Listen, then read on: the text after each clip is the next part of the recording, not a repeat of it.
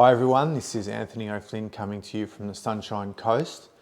This is a follow-up video to the video I made earlier regarding mass formation psychosis, and I'll be developing on the themes that I have discussed in the first video.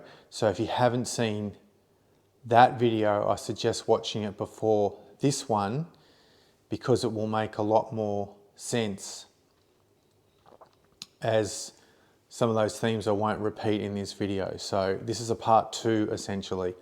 So really what we are looking at in terms of this mass formation psychosis is the collective consciousness, is the hive mind, is this part of the being of our consciousness specifically that is plugged into the collective. And we are all to some degree connected to the collective, and the question is, how much does that connection dominate our thoughts? And this is in shades of grey. It's not necessarily black or white. And how much of our own critical analysis, of our own viewpoints, of our own beliefs, of our own opinions, of our own connection to life itself is more autonomous, is more sovereign. And the question that so many people are asking is, and are quite shocked by, is the level and depth of indoctrination that has been revealed. That actually is nothing new. It's actually been revealed during the so-called pandemic. So this is the theme that we're exploring in the context of spirituality, because I'm yet to see an adequate explanation for this beyond psychology, and even those explanations are quite limited in my view as to how the formation occurs. And I'll be going into this in this video in a more in-depth analysis, which will be quite a leap for some people watching this in the awakening community who are perhaps more focused on geopolitics or politics, social issues, all the other topics around that, particularly in the time frame this video is being made, where we have a federal election in Australia less than 2 weeks away. So the spiritual application of this information is timeless, and it has also been going on prior, obviously, to the pandemic, and it is something that we will become more aware of. Because although we get 1 vote per person in a democracy, well, supposedly, right? And there is so there is an equality, therefore, in democracy, or a perceived equality, because although perhaps 1 person gets 1 voting paper, the impact of lobby groups, efforts through marketing, advertising, social engineering, all these other things skew the effects prior to the actual vote, obviously, which is another topic. But the concern in this video is the stratification of consciousness. And that is something that is not being discussed and is not understood, that consciousness is stratified. And we should be focusing as much, or giving attention, or at least understanding as to what people are not thinking as much as what they are thinking. Because this absence of consciousness is a direct reflection of this stratification of consciousness.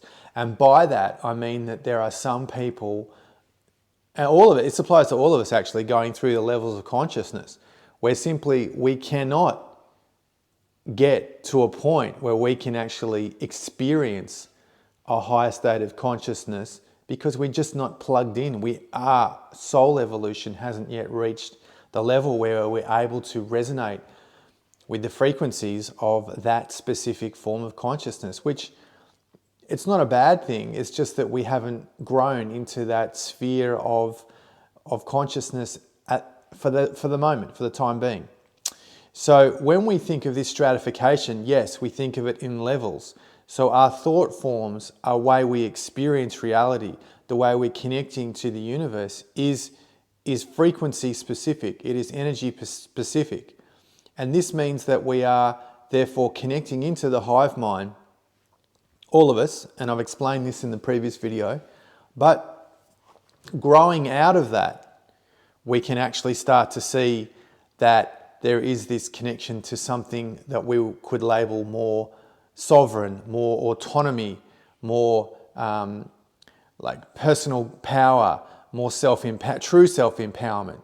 Because the way that we view this in our society is manipulated or skewed to make the assumption that someone with a higher income, better educated, more socioeconomic status and all these sorts of things is therefore higher in terms of consciousness. Well, that's absolutely, completely not true at all, actually.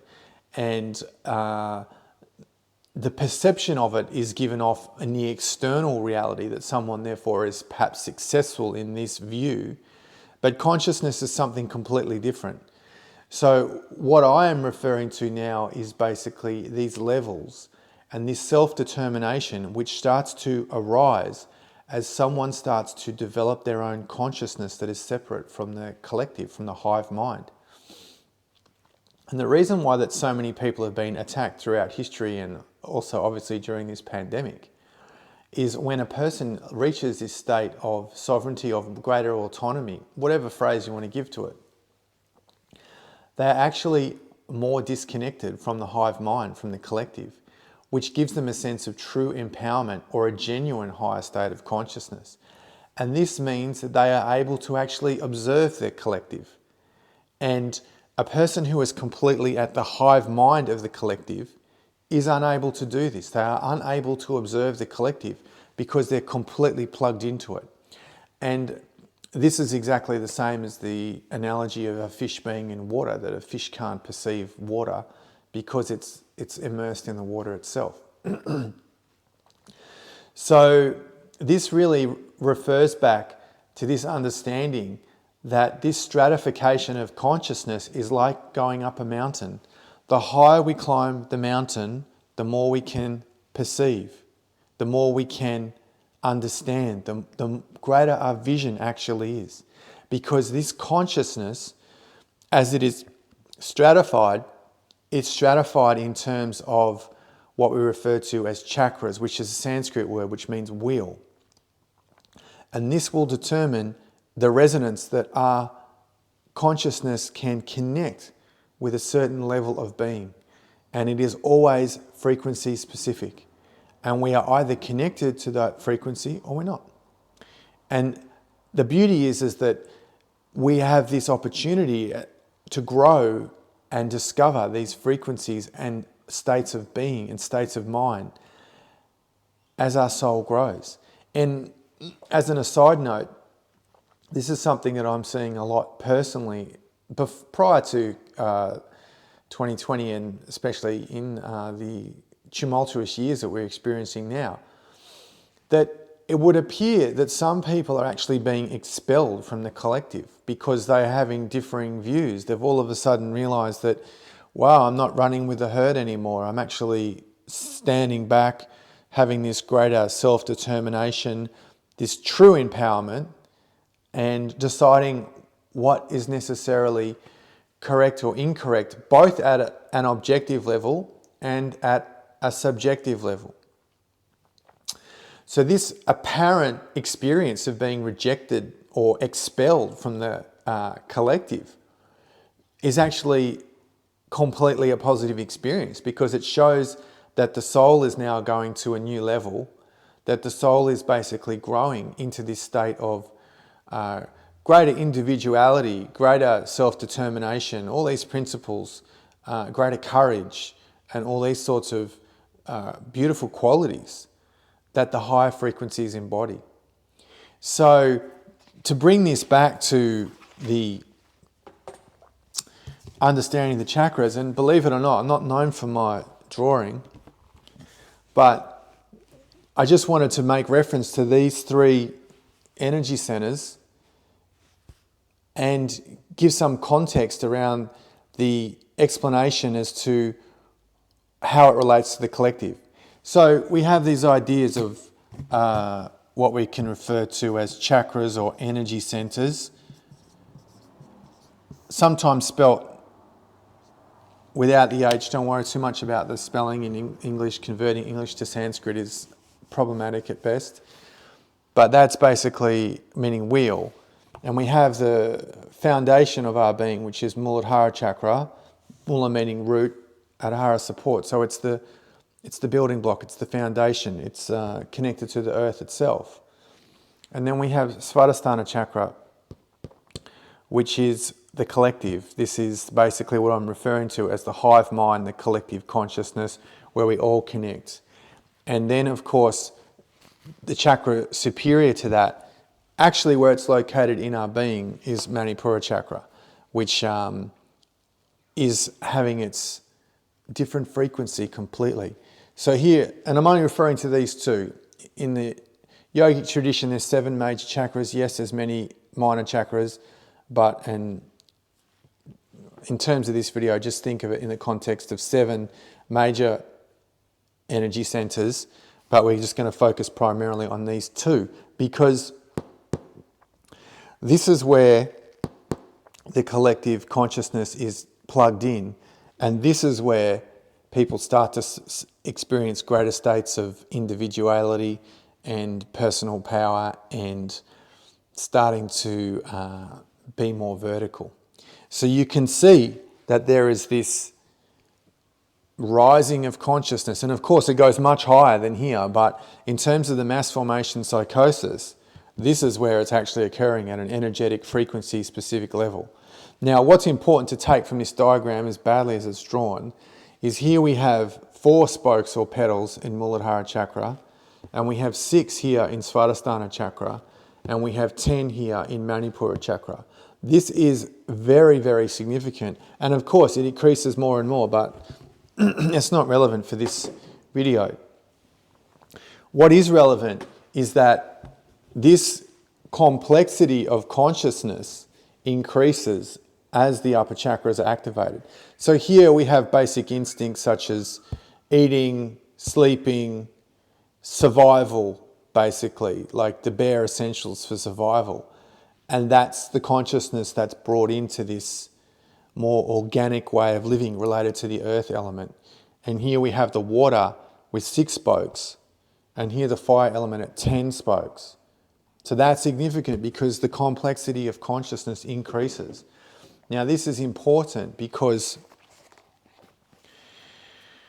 the Svadhisthana Chakra is dominated by these mass things. So some people would say, oh, well, how would you experience Svadhisthana Chakra? And basically people who think at this level, live at this level, are interested in the following topics. Some of, at least. Reality TV, tick. Celebrity culture. Look at the fascination of the trial that's occurring with Johnny Depp at the moment. Again, another distraction of issues that are of huge significance to humanity, not taking away from the personal pain that that whole trial is creating for all the people involved. But from a global level, there are obviously greater priorities. Gossip, which is like emblematic of Svadhisthana Chakra. She said, he said drama. Consumerism. Fashion. Foodie culture. Homewares. Relationship dramas. Cafe culture. The in thing. Being seen in the right places. Social proof. Conforming to the norm. Keeping up with the neighbours. And an overall superficial lifestyle. Which, coming from my book actually, that passage. And yet people don't think that this manipulation of consciousness is acting as distractions and keeping them put into certain categories and topics to consume their interest, their focus. And yet this quote from Edward Bernays, who was in many ways the godfather of PR, going back to the 20s, 1920s, and propaganda pioneer. And again, I'm taking this quote from my book, Paradigm Shift, The Global Awakening of Humanity, 2020 to 2040. And he states, the conscious and intelligent manipulation of the organised habits and opinions of the masses is an important element in democratic society. Those who manipulate this unseen mechanism of society constitute an invisible government, which is the true ruling power of our country. We are governed, our minds are moulded, our tastes formed, our ideas suggested, largely by men we have never heard of. This is a logical result of the way in which our democratic society is organised. Vast numbers of human beings must cooperate in this manner if they are to live together as a smoothly functioning society. In almost every act of our daily lives, whether in the sphere of politics or business, in our social conduct or our ethical thinking, we are dominated by the relatively small number of persons who understand the mental processes and social patterns of the masses. It is they who pull the wires which control the public mind. And that statement really sums up the ability for a small number of people to socially engineer people's beliefs and values. And this is the way that this mass formation is created, because of this relentless impressions on the collective mind. So when you are basically, as everyone has in this journey of awakening, attempted to help someone understand the true nature of what's occurring at a planetary level of all these different political, social, economic, environmental issues, you're basically talking to a person who is indoctrinated in the same way, at the same level of consciousness as billions of other people. So in this way, you are attempting, in your own personal way, to shift the collective hive mind, which of course is difficult if you have very limited resources. And this is why the ability for the social engineers, the elite, to do this is simply through the most powerful medium of all, which is obviously the mainstream media. And therefore we are given this illusion that people who are indoctrinated in this way, that they are making their own decisions, making their own choices, forming their own opinions. And a very powerful way of breaking through this collective hypnosis is to ask someone how they arrived at the opinion that they did on any particular topic. And when you backtrack that or reverse engineer it, you'll see that basically the opinion that they have formed is almost always through the media. That will be the first source they will reference, usually, right? And it will not only be through the media, but it will be through the mainstream media. And then you can see that in a country like Australia, which has one of the most severe or limited concentration of ownership of media in the world, who is actually giving you that opinion? It's not the journalists that you're seeing on the TV. It goes way, way back into the idea of the social engineers themselves. And so we can see from this, and this is the important thing to understand, is that a so-called free-thinking person has formed their opinion from an extremely limited number of sources. And they would say, oh, I'm watching this particular program or this particular channel. But how many channels are there? And they're always part of the corporate mainstream media, without question, for this kind of, in the context of this example that I'm giving now. And the important thing to understand is that in the view of this person's consciousness, they have arrived at that conclusion of that particular topic completely by themselves. So when you attempt to tell them that you're indoctrinated by the mainstream media, you're suffering from collective hypnosis, you're suffering from mass formation psychosis, they actually turn around and laugh at you. And why is that? Is because the person who is in that conversation is actually in a state of individuality, of sovereignty, of autonomy, and is at a higher state of consciousness that is basically able to perceive, looking into the collective mind because they're more detached from it. Their consciousness is higher. And this is very confronting for people who just simply quote the mainstream media and the programs and the journalists and the various publications that they consider to be credible. But the truth is that those publications are extremely narrow in their viewpoint. And while I don't want to make this video a critique of the mainstream media, it's very helpful to understand that that is one of the, if not the primary method of indoctrination. And not only that, but the repetition, and particularly now that we have this intense news cycle, 24-hour news cycle, and we have 24-hour television news now. So people are basically able to connect with these impressions and have their mind formed repeatedly all day long. And this ability to program the subconscious mind is something I'll perhaps talk about in another video. But what's lost on people is the concept of rational thinking, critical thinking, discernment, and ability to sort truth from lies. And this credibility that the mainstream media, perceived credibility that the mainstream media have, is built on image. Because someone who is with a suit and tie, that has extremely aesthetic graphics, that has this polished persona, this polished delivery in the setting of a newsroom studio, in the mind of the one who is consuming that content, it assumes that that person's an authority.